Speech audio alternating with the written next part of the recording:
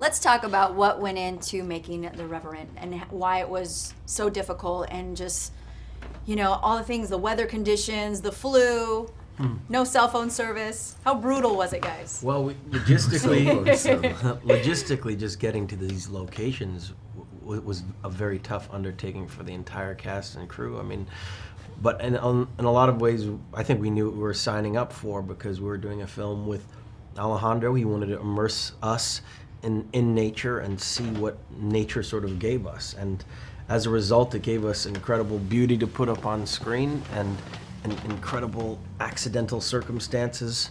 But the weather was always the constant battle for us. We'd be in situations where we thought we'd have an entire snowpack and it would melt, and for 2 weeks we'd be sitting around trying to adjust, make up new shots, and other times a storm would come in and it would be 40 below zero. So that was always the logistical challenge for us, is how to deal with the weather and how to stay warm. I heard that it was you that actually picked up the phone to call Tom to get him involved with this film. Why?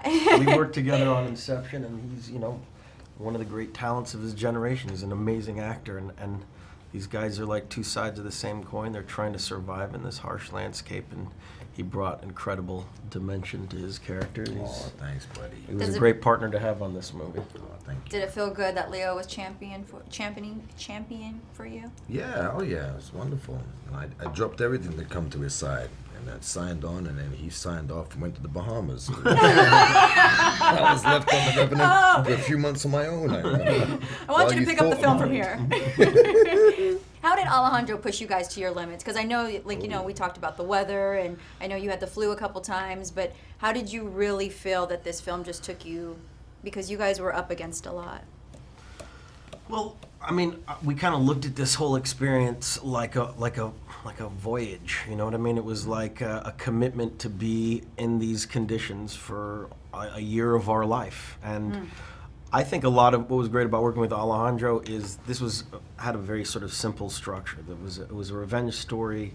His character leaves me for dead in the middle of the wilderness, and I come to hunt him down. But so much of the poetry and the existential nature of what he was trying to create was because of us immersing ourselves in this environment. And a lot of the stuff that we talked about off camera, like, what happened to the Native American cultures, this surge west to extract resources from, the natural world, what man's relationship versus nature, these are all things that infuse their way into the movie because we're there on location. It would not have been the same experience had we not really been there in these environments. Tom, did it feel a little bit more epic because there were no wind machines? It was all natural elements? I'm just trying to think of when I've been around wind machines before. Well, usually sometimes in movies, a lot of things are set up. Where this, you guys are, there's no need for it. Everything's real, and you're having to really put yourselves in these situations where it's that pretty helps. brutal. It does. I mean, it does the work for you. In many aspects, the landscape. And as shot by Chivo and Alejandro is the character, is the major character that we all sort of sit within and act out upon, the stage which we work on. But it is a character, the piece. So, yeah, I mean, without that, there would be no movie. Yeah. Leo, I want to talk about your beard a little bit. You compared it to a spouse because you were so connected with it. You said you had to go to sleep with it, you had to endure it. What was that like? To go to sleep with it. No, our beards were, a big part of our lives for a year and a half. It was quite a commitment. Right. It was quite a commitment. No, we couldn't shave it. He had the long hair for a long period of time. This whole movie was. I did have a long beard. I started growing it, 6 months. Steven Seagal. Before the film? Wow. Yeah, 6 months before the movie. What was that day like when you finally got to shave it? Oh, it was fantastic. It was fantastic. I'm glad to be rid of it, to be honest. You're really good at disappearing in between projects. You've really learned to separate the private Leo from the public Leo.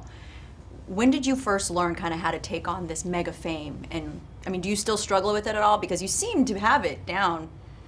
I don't know. I think that came from an early age and watching other actors up on screen, not necessarily wanting to know so much about their private lives. I want to see them do what they do. That's what I mean, this is my job. I'm trying to immerse myself, and it's not always easy. You know, there's things that infiltrate your personal life, but if I can help it, I try to compartmentalize and keep my private life private. And then when I go out and do a movie, of course, I do promotion and I make films, and hopefully, it's that much more believable. That's Right. all. You think there's still something about the mystique in the... Not necessarily the mystique.